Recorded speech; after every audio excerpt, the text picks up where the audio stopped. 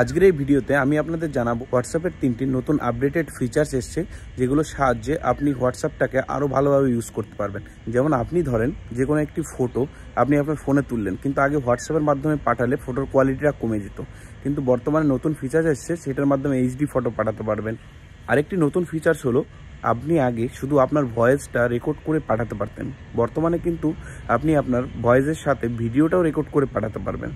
আরেকটি নতুন ফিচার্স হলো স্ক্রিন শেয়ার, যে আপনি ধরেন কাউকে কিছু বোঝাতে চাইছেন, যে স্ক্রিনের মাধ্যমে কিন্তু দেখাতে পারছে না। আগে কি করতো, ও ব্যাক ক্যামেরার ভিডিও অন করে দেখাতো, কিন্তু এখন বর্তমানে কি আছে, সেই স্ক্রিন শেয়ারের মাধ্যমে তাকে সমস্ত কিছু বোঝাতে পারবেন। চলুন তাহলে দেখে নিই কীভাবে আপনি এই ফিচার্সগুলো কাজে লাগাবেন। আপনার ফোনের হোয়াটসঅ্যাপটা অন করুন, তারপরে আপনার এই 3 ডটে ক্লিক করুন, সেটিংসে চলে যান। সেটিংসে গিয়ে যে চ্যাট অপশনটা আছে সেটাই যান। এখানে যদি আপনার ইনস্ট্যান্ট ভিডিও মেসেজটা অফ থাকে তাহলে এটা অন করে দিন। তারপর আবার ব্যাকে চলে আসুন, চলে এসে আপনি ধরেন এইটাই যাবেন, মানে একটা চ্যাট হিস্ট্রিতে যাবেন। তারপরে আপনার যে এখানে ভয়েসটা আছে, ভয়েসের উপর হালকা ক্লিক করবেন, দেখবেন ভিডিও অপশনটা চলে আসবে। এখান থেকে আপনি ভিডিও রেকর্ড করে এভাবে পাঠাতে পারবেন। হোয়াটসঅ্যাপে কি করে আপনি এইচডি ফটো মানে একদম হাই ডেফিনেশন কোয়ালিটিতে সেন্ড করবেন সেটা দেখে নিন। এটার জন্য আপনাকে কি করতে হবে, যে কোনো একটা ধরেন কাউকে আপনি মেসেজ করবেন, তার চ্যাট হিস্ট্রিটা খুলুন। তারপরে আপনি একদম নিচে এখানে চলে আসুন এটাই বটনে। তারপরে আপনি আপনার গ্যালারিতে চলে যান,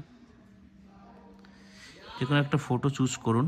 তারপরে আপনার এখানে যে এইচডি বাটনটা আছে, এইচডি বাটনটা ক্লিক করলেই আপনার এখানে নিচে দেখিয়ে দেবে এইচডি কোয়ালিটি।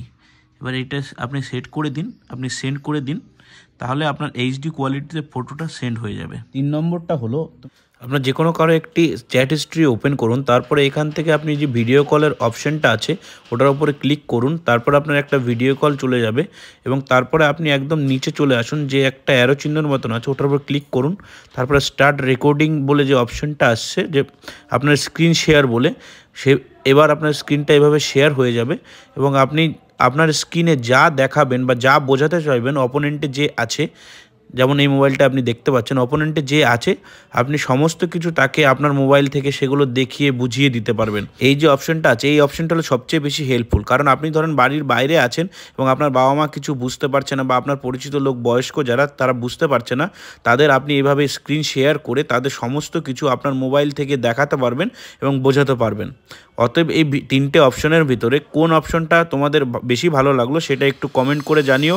ভিডিওটা ইনফরমেটিভ আছে, ভিডিওটা সেভ করে রাখুন। আর এখনও পর্যন্ত যারা আমার এই চ্যানেল বা পেজটাকে ফলো করনি, চটপট ফলো করে নাও।